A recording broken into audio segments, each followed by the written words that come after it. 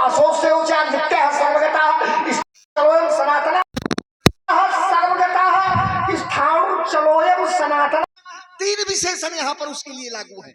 नित्य है पहला, दूसरा सनातन है, और तीसरा चलोयम सनातन है, स्थाणु चलोयम सनातन है। तो तीन तीन विशेषण लागू है। तो नित्य माने क्या होता है? नित्य माने जो एक रस में तीनों काल में विद्यमान रहे, जो किसी भी शक्ति के द्वारा बाधित ना किया जा सके, वो नित्य है। और सनातन माने क्या होता है? सनातन माने बड़ा सनातन का इस समय प्रचार हो रहा है, सारे लोग पद यात्राएं निकाल रहे हैं, सब लोग जा रहे हैं, और सनातन की आदत से बने चले गए। सनातन माने जिसको मिटाया ना जा सके, एक ऐसा धर्म, एक ऐसी संस्कृति, एक ऐसा उद्भव जिसको हम कभी मिटा ना पाए। तो सनातन यदि आप उसको मानते हैं कि धनुष में परमात्मा है, तो उसको मिटाया ही नहीं जा सकता, उसको मारा ही नहीं जा सकता। अक्षय दो अयमदा हो अकले दो। अक्षय दो माने जिसका विभाजन नहीं किया जा सकता, अकले दो माने जिसको काटा नहीं जा सकता, असोस से यानी पानी में भिगोया नहीं जा सकता, कट सकता नहीं शस्त्र द्वारा, ज्वाला भी उसे जला नहीं सकती, उड़ सकता नहीं पवन द्वारा, वर्षा भी उसे बहा नहीं सकती। तो जब न कट सकता है, न मर सकता है, न गल सकता है, तो किसके लिए क्रोध है फिर? किसके लिए? अब यही रुक जाओ, एक बात एक बात थोड़ा एक तुरंत उत्तर करता हूं, मैं बहुत कम बोलता हूं, ज्यादा नहीं बोलता, और त्वरित उत्तर। अब देखिए जरा, तो फिर क्रोध किसके लिए है? क्या ये शरीर के लिए क्रोध है कर रही जो पड़ा है? अरे इसके लिए अज्ञानियों ने कहा, एक पात्र कह रहा है मानस में, दो अर्थालियां बोलूंगा, बात को समाप्त करूंगा। एक पात्र मानस में कह रहा है ये शरीर पड़ा हुआ है सामने, तो वो रो रही है। हाँ, जब रो रही है तो भगवान ने उससे कहा, क्या कहा? बोले छित जल पावक गगन समीरा पंच रचित यह अधम शरीरा। किसके लिए रो रही हो? ये 5 तत्वों से शरीर बना है, छित जल पावक गगन और समीर। इसका 5 का पंचीकरण हुआ, यानी 25 तत्व बने, पृथ्वी जल अग्नि आकाश वायु, पंच महाभूत, पंच कर्मेंद्री, पंच तन्मात्राएं, मन बुद्धि चित्त अहंकार। इसका फिर शरीर का निर्माण हुआ। ये शरीर जो हमारा बना है, ये प्रकृति के 25 तत्वों को लेकर के बनाया गया है, प्रकृति के तत्वों से मिलकर के बना है। अब देखिए जरा, तो कहा क्या? छित जल पावक गगन समीरा पंच रचित यह अधम शरीरा प्रकट सो तनु आगे सोवा। अगर तू शरीर के लिए रो रही है तो आगे सोवा, तेरे आगे पड़ा हुआ है। और यदि जीव के लिए रो रही है तो जीव नित्य कहीं लगे रोवा। जीव नित्य है, इसके लिए रो रही है। इसलिए विद्वानों ने कहा, असोचम नन्न सोचस्तम प्रज्ञावारांश भाष्ये गताम गता सूक्ष्म नाम सोचन्ति पंडिता। पंडित जन न जीवित के लिए शोक करते हैं, न मरे हुए के लिए शोक करते हैं, दोनों स्थितियों में। लक्ष्मण कह रहा, 2 बातें आ गई। अब यहाँ पर 2 बातें आ गई, आत्मा और शरीर। नैनम छिन्दन्ति शस्त्राणि नैनम दात शपाप का। तो यहाँ 2 बातें आ गई। आत्मा, लक्ष्मण कह रहा है कि तो शरीर पड़ा है, आत्मा विनाशी है, आत्मा परब्रह्म परमेश्वर है ना, ना आग उसे जला सकती है, ना वायु उसे सुखा सकती है। तो आत्मा पवित्र है, विनाशी है, अटल है, अजर अमर है। तो ये क्या शरीर के लिए रो रहे हो? ये तो शरीर पड़ा है। अच्छा, भजन किससे होता है? आत्मा से कि शरीर से? भजन अगर ये आत्मा शरीर मर नहीं होगी, ध्यान देना, आत्मा यदि शरीर में प्रविष्ट नहीं होगी तो कोई व्यक्ति क्या भजन कर पाएगा? तुमने एक भक्त का प्रमाण दिया है, एक भक्त का हम प्रमाण दे रहे हैं। वो कह रहा यही तन राम भगति में पाई और ताते वही ममता इस तन से हमें इसलिए प्रेम है कि इस तन से हमने राम की भक्ति को पाया है। तन से, आत्मा से नहीं, तन से। और तन माने शरीर, तो ये शरीर का भी महत्व है। अच्छा, शरीर का महत्व नहीं होता तो क्या परशुराम का आगमन यहाँ हो जाता? विचार करो, शरीर का बहुत बड़ा महत्व है। कोई माता है, कोई पिता है, और किसी के माता पिता गत हो जाए, मर जाए, तो लक्ष्मण जैसा उपदेशक हो तो ये कहे कि अरे आत्मा तो अजर अमर है, अविनाशी है, चली गई कोई बात नहीं है, ये शरीर तो मिथ्या है, ये पड़ा है, मिट्टी है। तो लक्ष्मण को कोई घेर के मारेगा, कहेगा देखो कैसी शिक्षा दे रहा है ना। शरीर का मूल्य है, शरीर का मूल्य है, और शरीर से भक्ति होती है, शरीर से साधना होती है, शरीर से तप होता है। एक और संत है,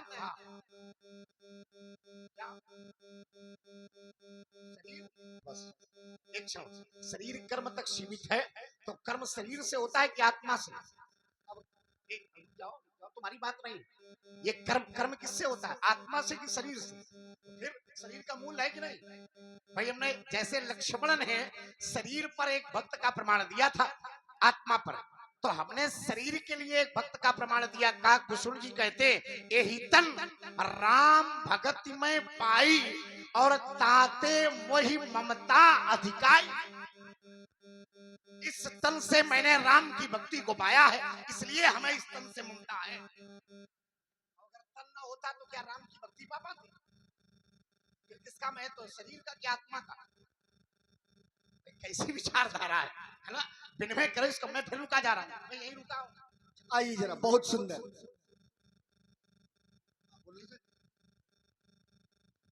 अब थोड़ा ज्यादा गहराई वाला विषय मैं यहाँ ये प्रयोग नहीं करना चाहता था, दूसरे हिसाब से, पर वो स्वस्थ मस्तिष्क लोग सुन रहे हैं, लोग सुन रहे हैं इसलिए गहराई लाओ। हाँ, अब उसको सुन रहे हैं लोग, तो मैं थोड़ा सा उसमें देख रहा हूँ कि विषय यहाँ का दे रहा हूँ। आइए जरा समझिए, आपने एक प्रयोग किया, आपने कहा राजकुमार ये जो शरीर है तो आत्मा का महत्व है, इस शरीर का महत्व है। अब ये शरीर ना हो तो भजन ना हो। अब इसको जरा समझ लीजिए, आत्मा ये सुख दुख का भोक्ता कौन है? सुख दुख का भान किसको होता है? पंडित जी यहाँ गड़बड़ा जाएंगे। अब देखिए जरा, सुख दुख का भोक्ता कौन है? अब सुख दुख का भोक्ता आप समझिए जरा, ये जो भोग रहा है ये है भोग आयतन, इसको हम क्या कहते हैं? ये आयतन को बिल्कुल सही सही बताना। हाँ, लोग सुन रहे हैं इसलिए सही बताना। आपके साथ तो ईमानदारी। अच्छा, भोक्ता कौन है? भोक्ता कौन है? देखो क्या कह रहे हैं, समझो जरा। भोक्ता कौन है? शरीर।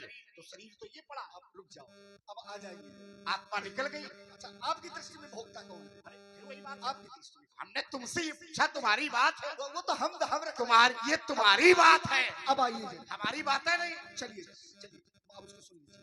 देखिए शरीर क्या है, शरीर का क्या मूल्य है, कितना मूल्य है, आप समझो जरा। अगर आत्मा शरीर में ना हो तो शरीर मानी मिट्टी, जड़ है, जड़ तत्व है। और अगर आत्मा हट जाए शरीर से, ये चेतना शक्ति जो बोल रही है ये समाप्त हो जाए, तो फिर शरीर मिट्टी है, मिट्टी में तुरंत कहते हैं कि जल्दी निकालो इसको, हटाओ, बहुत ज्यादा मूल्यवान है तो उसको सजा के रख ले, वर्दी उतारो उससे, क्या करोगी उसका? क्या क्या कीमत है इसकी? इसलिए इसको विद्वानों ने कहा अधम। क्या है ये? अधम शरीरा। अधम शब्द का प्रयोग क्यों किया गया? क्योंकि ये दुष्पूरम दुर्धर्म शरीर की जिस समय परिभाषा किया विद्वानों ने, तो दुष्पूरम दुर्धर्म दुष्टम सदोषमम सदोषम क्रमविद संज्ञानत शरीर मित वर्णिता, ये क्षण भर में नष्ट होने वाला है। क्रमविद, इसको कीड़े खा जाते हैं। ये मल मूत्र भिष्टा आदि का बना हुआ है। किसका बना है? रक्त रस मांस मज्जा अस्थि वीर्य आदि अपवित्र तत्वों का ये शरीर बना हुआ है। ये अपवित्र है, इसका कोई मूल्य नहीं है इस शरीर का। यदि आत्मा है तो मूल्यवान है, और यदि आत्मा नहीं है तो इस शरीर का कोई मूल्य नहीं है। अब देखिए जरा, विचार करिए, भोक्ता कौन? अब बता बात आई थी भोगने की, बता रहे हैं। अब देखिए जरा, अब देखिए, ये शरीर भोक्ता भी नहीं है, ये शरीर नहीं भोक्ता, इसको भी सुन लीजिए। इसलिए कि शरीर है जड़, शरीर क्या है? जड़ है, और जड़ वस्तु को सुख दुख का भान नहीं होता। जैसे ये ध्वनि विस्तारक यंत्र रखे हुए हैं, अब इनको आप मारो, एक पत्थर आपके सामने पड़ा हो, उसको मारो आप, तो क्या उसको लगेगा? क्या उसको कोई संवेदना होगी? उसको कोई संवेदना नहीं हो सकती, क्योंकि वो जड़ है। इसी तरह ये शरीर जड़ है, जड़ तत्वों का समुदाय है, प्रकृति के गुणों से निर्माण है इसका शरीर का। तो प्रकृति ही जड़ है, तो जब प्रकृति जड़ है तो ये शरीर जड़ है। इसको भोक्ता सुख दुख का भान नहीं होता।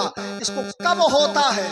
जीव कर्मवश सुख दुख भागी, ये आप लोगों की चौपाइयां हैं। तो जीव कर्मवश सुख दुख भागी, जीव कर्मानुसार सुख दुख का भोक्ता बनता है। इसी को ब्रह्मवाणी गीता में एक सूत्र में प्रमाणित किया गया कि प्रकृति किसका भोक्ता है। तो प्रकृति को बताया गया कि कार्य कारण कर्तृत्व हेतु प्रकृति रुच्यते। कार्य और कारण का हेतु क्या है? प्रकृति है। और पुरुष सुख दुखा नाम भोक्तृत्व हेतु रुच्यते। पुरुष माने जीव, जीव सुख दुख का भोक्ता है और कार्य और कारण की भोक्ता प्रकृति है। अब आइए जरा इसी शरीर को देखिए महाराज, इसी शरीर को अपावन कहा गया। अपावन क्या है? अधम है। और इस शरीर को यदि धनुष की जगह में आप भगवान में लगा दें, भगवान की ओर ले चले, तो यही शरीर पावन हो जाएगा। कैसे, किस प्रकार? इस शरीर को कहा जा रहा है उलझित जल पावक गगन समीरा पंच रचित यह अधम। ये अधम है। और यदि ये शरीर भगवान में लगा दिया जाए, संसार में नहीं, सांसारिक वस्तुओं में नहीं, सांसारिक पदार्थों में नहीं, यदि सांसारिक वस्तुओं में लगा रहे हैं, संसार में यद्यपि ये भगवान का संसार है, फिर भी यदि संसार में लगा रहे हैं तो ये अधम है। और इसी शरीर को यदि आपने परमात्मा में लगा दिया तो फिर विद्वानों ने लिख दिया क्या? सोई पावन सोई शुभग शरीरा जो तनु पाए हजिए रघु बीरा। तब उन्होंने कहा था यही तन राम भगति में पाई। ताते मोहि तन से भक्ति करना तो ठीक है, तन से, तन का उपयोग केवल इतना ही है और कोई दूसरा उपयोग नहीं है। तो वही बात आ गई जो हम कह रहे थे। कहाँ कह रहे थे? वही बात आ गई, घूम करके वही बात आ गई कि शरीर का भी महत्व है। जैसे चिता की राख है, ध्यान देना, तो चिता की राख क्या आत्मा की है कि शरीर की? चिता की राख, तो राख किससे होती है? शरीर से होती है कि आत्मा से होती है? शरीर से होती है। तो चिता की राख बड़ी अपवित्र मानी जाती है, बड़ी अपावन है, बड़ी अपवित्र है, बड़ी दूषित है, होती है कि नहीं होती? और वही चिता की राख, वो दूषित चिता की राख भगवान शंकर जब अपने शरीर पर लगा लेते हैं तो उसकी महत्ता बढ़ जाती है। तो आचार्य तुलसी कहते हैं सुकत शंभु तन विमल विभूति और मंजुल मंगल मोद। वो राख नहीं रह जाती, वो भस्म हो जाती है। बस विषय यही है। अब देखो वही बात घूम करके आ गई, तुमने हमारी बात को पुष्ट कर दिया है ना। संसार में अनिष्ट करने वाला व्यक्ति अगर कोई है, उसका शरीर अनिष्ट कर रहा है तो वो अपवित्र है। और वही शरीर को उसने परमात्मा के समर्पित कर दिया, परमात्मा के लिए जीवन पूरा समर्पित कर दिया, तो वो शरीर बंदनीय हो गया। तो शरीर की मूल्यांकन है कि आत्मा का? देखिए शरीर अपने आप नहीं कर रहा है। फिर वही बात है, अभी तुमने कहा था, एक विषय तुमने ला करके खड़ा किया, तुमने कहा कि कैसे किसी को ज्वर हो जाए, किसी के मस्तिष्क में दर्द हो जाए, तो अच्छा किसी व्यक्ति के मस्तिष्क में दर्द हो जाए, ताप हो जाए, ज्वर हो जाए, बुखार आ जाए, ध्यान देना, तो शरीर को कष्ट होता है कि आत्मा को? दो बातें हैं यहाँ। शरीर को कष्ट होता है कि आत्मा को? आत्मा तो अजर अमर है, आत्मा अविनाशी है ना, ना उसे अग्नि जला सकती है, ना उसे वायु सुखा सकती है। ये लक्ष्मण कह रहा है नैनम छिंदन्ति शस्त्राणि नैनम दहति शपावका। तो अब आत्मा को तो कष्ट होगा नहीं, शरीर को कष्ट होता है। और जब शरीर को कष्ट होता है तो ये सीधी सीधी बात निकल करके नहीं आ रही है कि आखिरकार शरीर का मूल्य है कि फिर आत्मा का मूल्य है? अब आइए मैं निकाल के दिए दे रहा हूँ। निकालो इसको। पहली बात तो इसके लिए हमको बहुत गहराई से अध्ययन करना पड़ेगा, इसको समझना पड़ेगा। अब आपने कहा आत्मा को तो कष्ट होता ही नहीं है और शरीर को कष्ट होता है। और अगर यही बात कही जाए, कोई ऐसा प्रमाण है किसी दर्शन में, कोई ऐसा किसी शास्त्र में प्रमाण है कि शरीर को कष्ट होता है आत्मा को नहीं होता? कोई ऐसा वांग्मय कहता है, कोई ऐसा शास्त्र कहता है, कोई ऐसा आप्त पुरुष कहता है? शब्द प्रमाण के अनुसार, अनुमान प्रमाण के अनुसार, अर्थपत्ति प्रमाण के अनुसार, किसी प्रमाण के अनुसार ऐसा कोई कह रहा है तो फिर गड़बड़ हो जाएगा। इसलिए प्रमाणित बात होनी चाहिए। अब आइए जरा, क्या जानते हैं आत्मा भी भोगता है? कैसे भोगता है? तैत्तिरीय उपनिषद कहता है कि आत्मेंद्रिय मनोयुक्तम भोक्ताहुर मनीषणा। आत्मा जब इंद्रियों के संयोग में आता है, जैसे समझिएगा, आत्मा जब इंद्रियों के संयोग में आता है, इंद्रियों के साथ रहता है, तब वो भोक्ता हो जाता है। आत्मेंद्रिय मनोयुक्तम भोक्ताहुर मनीषणा। भोक्ता, सुख दुख का उसको भान होने लगता है। जैसे सूर्यकांत मणि के सामने यदि स्फटिक रख दिया जाए तो सूर्यकांत मणि जो है नीली होती है, तो नीला प्रकाश उसमें स्फटिक में दिखाई देने लगेगा। इसी प्रकार ये आत्मा इतना अंतःकरण के नजदीक है कि वो ऐसा आभासित होने लगता है, ऐसा उसको लगने लगता है। और फिर मैंने आपसे कहा कि जीव कर्म व सुख दुख भागी, इसके दो प्रमाण मैंने आपको दिए थे कि जीव कर्मा अनुसार सुख दुख का भोगता है। अब जो मूल्य है, मूल्य शरीर का आत्मा के कारण है। इस बात को समझ लीजिएगा जरा। आत्मा के कारण शरीर का मूल्य है। जब तक ये आत्मा है, जब तक जीव है, जब तक चेतना है, तब तक शरीर का मूल्य है। और आत्मा के समाप्त हो जाने पर, चेतना के समाप्त हो जाने पर शरीर का कोई मूल्य नहीं है। सिर्फ मिट्टी है, मिट्टी के अलावा कहीं कुछ नहीं है।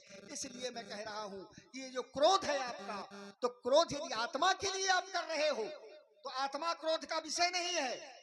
न जीवित के लिए ज्ञानी शोक करते हैं, न मरे हुए के लिए शोक करते हैं। तो ये शोक का विषय क्या है, क्रोध का विषय आपके क्या है, किस लिए? और आपने कहा था कि राम जी से मैं भी प्रेम करता हूँ। राम जी, मैंने कहा था, सो केवल परम कृपाल प्रणत अनुरागी, राम ही केवल प्रेम प्यारा। तो आपने कहा, वो बोले राम जी का मैं विरोध थोड़े करता हूँ, राम जी से तो मैं भी प्रेम करता हूँ। तो राम जी से आप प्रेम नहीं करते हैं, राम जी के आप विरोध पर खड़े हुए हैं।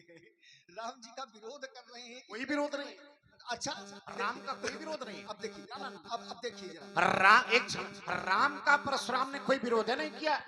शायद किया हो, न कोई विरोध नहीं, शायद किया हो, बिल्कुल नहीं किया। और मतलब बिल्कुल भी नहीं किया, दृढ़ता के साथ कह रहे हैं। बिल्कुल दृढ़ता। तुम्हारे भैया राम ने कहा, समुद्र बंजनी आरा हुई के विदास तुम्हारा आयुष हमारे लिए क्या क्या है? तो हमने कहा, राम अगर तुम आज्ञा मांग रहे हो तो मैं तुम्हें आदेश दे रहा हूँ, सुनो राम। जय शिव धनु तोरा साहस बाहु शमशोर पोरा शो बिड़गाऊ यही समाजा, और नहीं तो न तुम्हारे जय है शाह। ये बढ़िया है। देखिए, अब देखिए इसमें राम नहीं। अब आइए जरा। आपने कहा कि मैंने राम जी का विरोध नहीं किया, कोई विरोध नहीं, ठीक है। अब आप कह रहे हैं ऐसी भाषा आप बोल रहे हैं, आप कितनी अच्छी भाषा बोल रहे हैं। मैंने कहा कि नाथ शंभु धनुभंजन हारा, ओहो ये को एक दास तुम्हारा। नाटक, अरे नाटक, अरे नाटक ऐसे कहा है।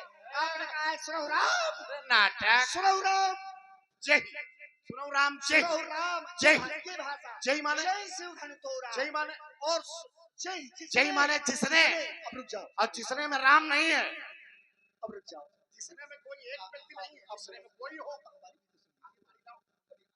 है, मौज वाला हो रहा है। अब आइए जरा। जय शिव धन तोरा, और कैसा है?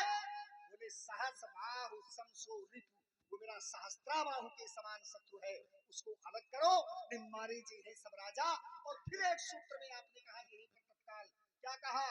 त्यजत्वम राम नाम संज्ञाया समरम कुरु। त्यजत्वम राम नाम, अध्यात्म रामायण, त्यजत्वम राम नाम संज्ञा या समरम कुरु। या तो राम नाम कहाना छोड़ दे, या तो समरम कुरु, उससे युद्ध कर। अभी नहीं, अभी नहीं कहा है, रुक जाओ। अभी नहीं कहा है। अरे हमारी बात ये तो सुनो। कहेंगे, हमारी बात सुनो। अभी नहीं कहा है। रुक जाओ, सुन ले, सुनो पहले बात को हमारी। इतनी हल्के में न ले। सही कहा करो, सही बोलो, है ना। बोलो सही। अब हमारी बात सुनो पहले। तुम्हारी बात सुने लेकिन भ्रमित ना करो। नहीं भ्रमित नहीं कर रहा, बिल्कुल भ्रमित सही। देखिए यहाँ पर आपने बाद में कहा, यहाँ पर आपने बाद में कहा, लेकिन जहां से मैं बोल रहा हूं पहले ये तो समझो कि मैं बोल कहां से रहा हूं, पर ये ज्ञान करो। जिस समय आप आए और आपका दर्शन हुआ सीधा, तब उन्होंने वार्ता किया और वार्ता करने के बाद तुरंत तुरंत बढ़िया छलांग लगाए। नहीं छलांग नहीं लगाए, बढ़िया बढ़िया बढ़िया छलांग लगाए। आपके 2 वाक्य निकले राम जी से, वहां पर 2 वाक्य, दूसरा वाक्य नहीं निकला। आपने कहा है द्वंद्व युद्धम प्रवक्षा